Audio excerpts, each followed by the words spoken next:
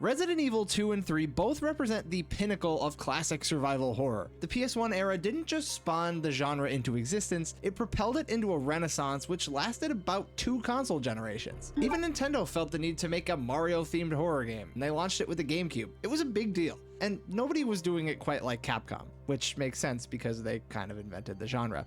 But if you can believe it, we haven't seen a port of Resident Evil 2 and 3, the classic ones, to a modern console in over 15 years. The last time was back in 2009, releasing on the PlayStation Store as a PS1 Classics branded title on both the PS3 and the PSP. Resident Evil Director's Cut did make the jump a few years ago. However, 2 and 3 never made the cut until now. Here in the year of our Lord, 2025, Capcom is finally making these amazing games available on consoles again, releasing both as part of the Classic Games catalog for PlayStation Plus premium subscribers, or for $10 each if you want to buy them standalone. They're also free for people who bought them all the way back on the PS3, which was a very nice surprise. I was very excited to see that I had Resident Evil 2, and I didn't have to pay for that one. And this time around, Capcom is touting some new enhancements for these particular re-releases, something that wasn't even afforded to the PC ports we got on GOG late last year. Now, full disclosure, these are 2 of my favorite games ever made. Classic Resident Evil 2 is probably a top 5er for me, but I want to look into just how these new versions stack up. In short, they're pretty great. I can't possibly call them bad. If you want a way to play these games, this is a great and very accessible and affordable way to do it. But as a hardcore Resident Evil fan, I have a few small gripes, especially as we're approaching RE's 30th anniversary, but it's nothing too serious. How's it going, everyone? My name is Evan, and if you enjoy gaming reviews, discussions, and collecting videos, hit that subscribe button and join this growing community. It's free, it only takes a second, and helps this channel out immensely. I'm trying to get to 1,000 subscribers before the end of the year, and I can't do it without you. With that out of the way, let's get right into it. So, at their core, these classic Resident Evil games aren't about killing zombies or shooting guns. They're survival simulators rooted in puzzle solving, resource management, and moment-to-moment decision making. Suspense is key here. Each game puts you in an environment filled with tension. You need to get from point A to point B, but that route usually isn't so straight. Route is usually blocked by a number of locks with weird labeled keys, broken doors, faulty generators, or missing key cards. And zombies, and the tank controls, which personally, I think work really great for this style of game. Because of the pre-rendered angles, it always keeps you kind of oriented in some sort of grounded way.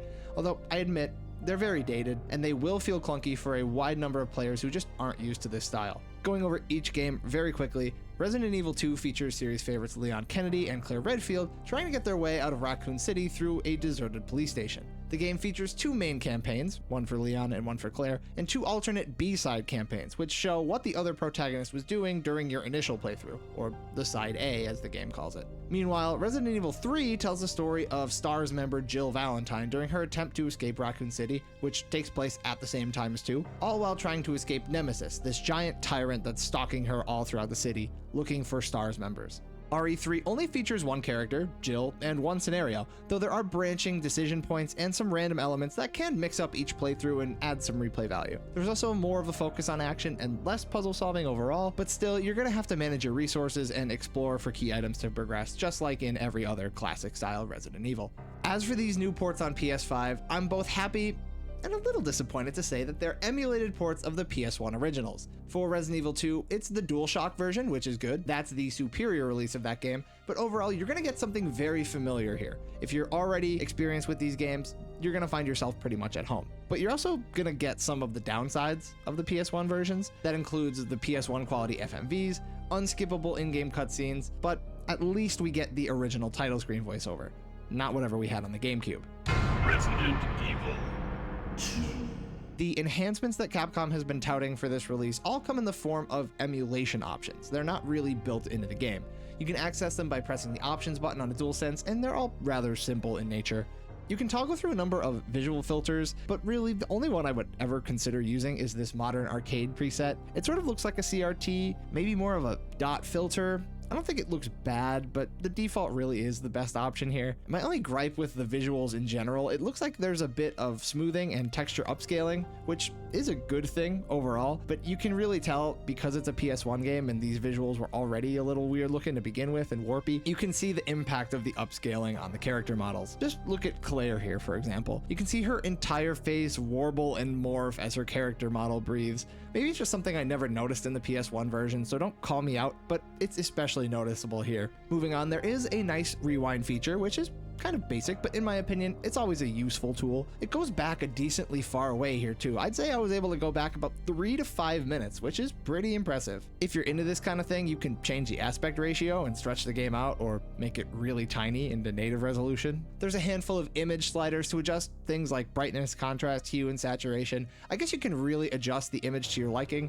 But if the image that you like looks like this, well, I guess more power to you. If you hate managing ink ribbons, there's save states and quick saves, which is very nice. All of the button mappings can be customized to your liking, and you can swap the disc in Resident Evil 2 to Leon or Claire scenario. That's pretty much required. Furthermore, you can also change the region between NTSC and PAL, which is a cool option. The PAL version has a little bit less censorship, I've noticed. When a zombie bit me at one point, I could see the zombie's hand hang on the character model, but I'm not really sure why you would actually want to play a whole game in PAL mode, considering it runs at 25 frames a second versus 30 frames a second on NTSC. Cool addition, but not really practical. Other than that, both of these games look and run about how you'd expect them to. There's no major performance boost, there's no trophy support, which is very, very disappointing, but perhaps the biggest miss here, there isn't an option to play without the tank controls. I think these controls are a big part of the experience, I said that before, but I do think it's important to add an option to play without them, at least for accessibility's sake. They are not very intuitive, and I can see new players really getting turned off by this. I don't think anybody really loves them, but it's enough to make someone put the game down. The PS5 D-pad is also a little hard and hard on the fingers, so playing these games with an analog stick can be a little challenging, and the PS5 D-pad, it can hurt, honestly, it can hurt a little bit. As it stands, the only console version with the option to turn off the tank controls is that miracle Nintendo 64 port way back in the day, and there's no such thing for Resident Evil 3 at all.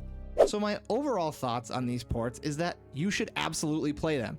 They are good ports, they're well worth the $10, and that actually means a lot considering that Resident Evil 2 and 3 have become very, very expensive games on their respective platforms. But are they the definitive versions of these games? Even with the new enhancements, I'm gonna say no.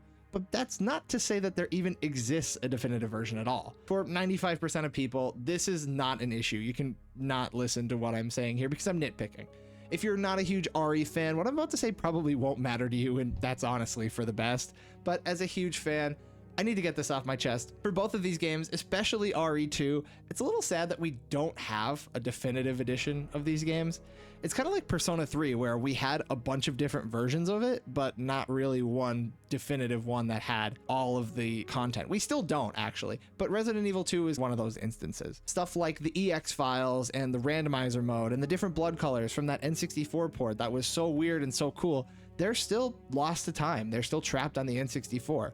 The FMV sequences on PS5, they play at PS1 quality, but they've been in other versions at much, much higher detail level.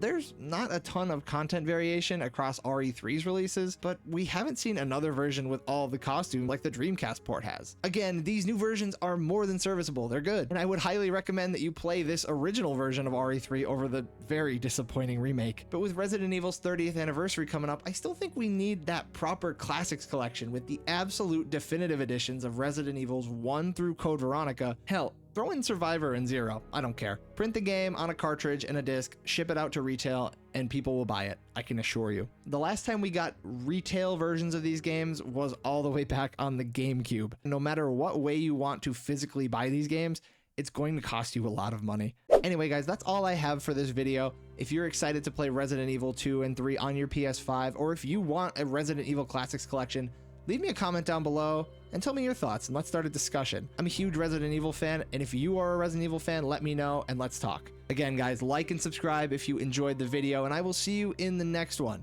Take it easy.